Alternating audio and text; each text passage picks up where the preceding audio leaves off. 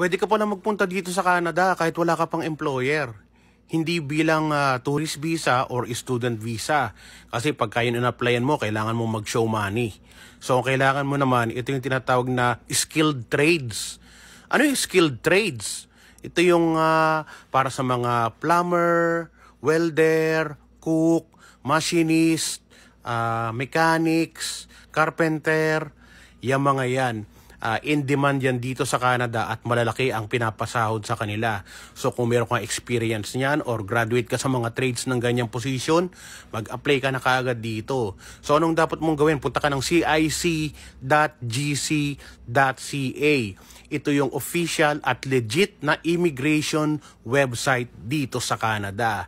So mag-apply ka na. Tapos andoon na lahat.